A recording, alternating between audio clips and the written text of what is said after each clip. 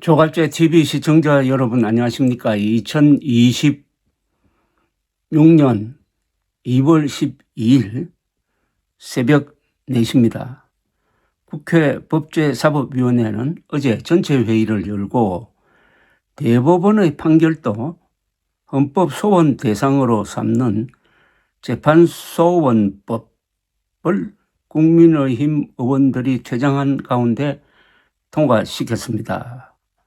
더불어민주당 주도로 통과된 재판소원법은 헌법재판소법을 개정하여 재판소원의 청구 사유에 확정된 판결도 추가하는 것이 핵심입니다. 이렇게 되면 대법원이 최종심이 되는 게 아니라 몇 개의 사건에서는 헌법재판소의 결정이 최종심이 되니까 이게 3심이 아니고 4심이 되는 것으로서 어떻게 보면 헌법재판소가 대법원 위에 올라가는 이거는 대한민국의 지금 사법체계를 근본적으로 흔들어버리는 것입니다. 대법원에서 확정된 판결을 헌법재판소가 뒤집을 수 있는 법안이라서 사실상 사심제라서 이것은 위헌이라는 지적이 지금 제기되고 있는 것입니다. 대법원 확정 판결이 이건 잘못되었다라고 해서 뒤집을 수 있는 방법이 열려 있기는 있어요. 그게 재심입니다. 재심. 유력한 새로운 증거가 발견되었을 때.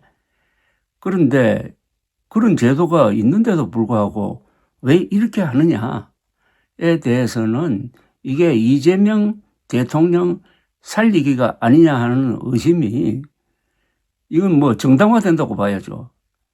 이렇게 여당이 무리하는 이유를 찾아가면은 딱 이재명이라는 이름 석자로 연결된다 이겁니다. 법사위에서 심사하는 대법관 정원법도 지금 통과를 기다리고 있습니다. 이 정원법은 현재 14명인 대법관 수를 최종적으로 26명으로 정원하는 내용입니다. 신임 법관 12명 중 4명의 정원은 공포 후 2년 경과, 4명은 3년 경과, 나머지 4명은 4년 경과한 날로부터 하기로 했는데 민주당은 재판 지연 해소를 위하여 필요하다고 주장하지만은 사법의 독립권이 침해될 것이라는 지적이 제기되고 있습니다. 이 법안이 시행되면은 이재명 대통령이 임기 중 대법관 22명을 지명하게 됩니다. 박영재 법원행정처장은 어제 법사위에서 사심제가 도입되면은 국민들이 소송 지옥에 빠질 수 있다는 의견에 어떻게 생각하느냐는 질문에 동의한다라고 답하기도 했습니다. 지금 현재의 대법원이 명백하게 반대하는 사안을 지금 법사위에서 통과시켜 놓았는데 본회의에서 어떻게 처리될 거냐 남아 있습니다. 이미 통과한 이른바 법 왜곡죄 그리고 지금 심의 중인 대법원 정원법까지 만약 민주당이 통과시킨다면 민주당의 이른바 3대 사법 개편안은 모두 본회의에 올라가서 본회의의 판단에 맡기게 되는데 본회의가 뭐 압도적으로 민주당이 차지하고 있으니까 통과될 가능성이 있고 이재명 대통령이 거부권을 행사하지 않으면 법으로 확정되는데 그런 다음에 이제 위헌 청구가 올라갈 것이고 헌법재판소가 판단을 하는데 헌법재판소의 구성이 현재로는 이 정권에 유리하게 되어 있으므로 이게 확정될 가능성이 상당히 높다 이렇게 볼 수가 있습니다. 자, 그런데 그렇다면은 야당의 책임은 없느냐? 국힘당의 책임은 없느냐? 요새 기사를 읽다가 보면은 느닷없이 하는 놀라는 수가 있습니다.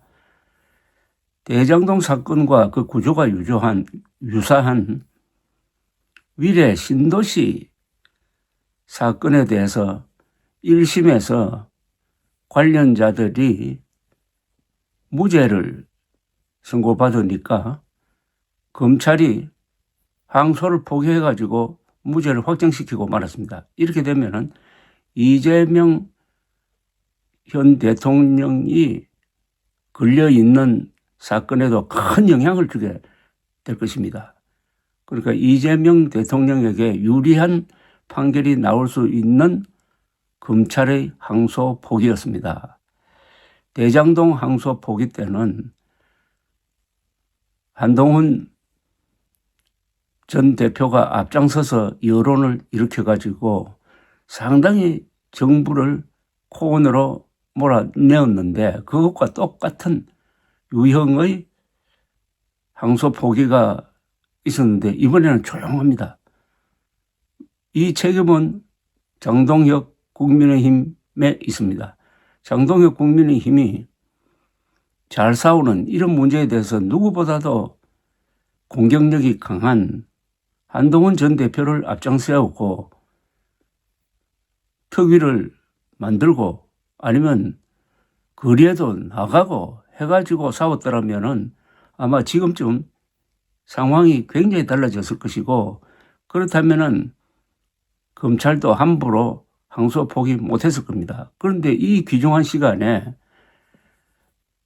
장동혁의 국힘당은 민주당과는 싸우지 않고 한동훈 제명하는데 전력을 다했습니다.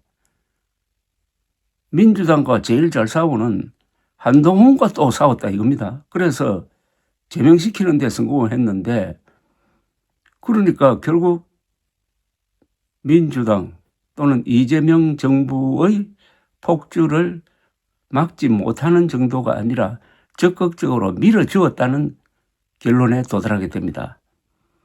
극좌 정청래, 극우 장동혁은 협조관계입니다.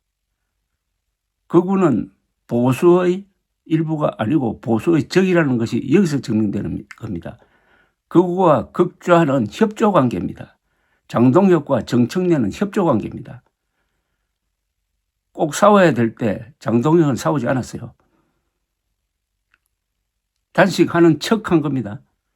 그 단식도 한동훈 몰아내는데 여론이 불리하게 돌아가니까 그것을 모면하기 위해서 했다고밖에 이제는 볼 수가 없습니다. 이런 상황에서는 결국 우리 국민의힘이 희망이 없다고 판단을 하고 우리 국민이 진짜 국민이 대책을 세워야 합니다.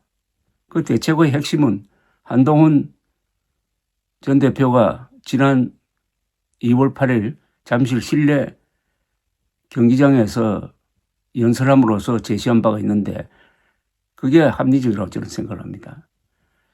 극좌, 극우를 양극단으로 밀어내고 국민 중심 세력이 정치의 중심을 잡아야 한다. 국민 중심 세력은 헌법과 사실과 상식을 존중하는 사람들이 뭉쳐야 한다. 헌법, 사실, 상식으로 모이자 하는 대안을 제시를 했습니다. 이른바 국민 중심 세력론입니다. 국민 중심이 되어야 한다. 보수, 진보, 중도로 가르지 말고 헌법, 사실, 상식을 가진 사람들은 가운데로 모이자. 이게 근원적인 해결책이고 그렇게 하려면은 국민들이 중심 세력으로 달라져야 합니다. 우리가 보수다, 우리가 진보다 이렇게 싸우지 말고 우리가 중심이다 라고 하는 순간부터 사람이 주체적으로 되고 그 영혼이 자유로워지는 것입니다. 이것은 국민 개개인을 진정한 자유인으로 만드는 것입니다. 감사합니다.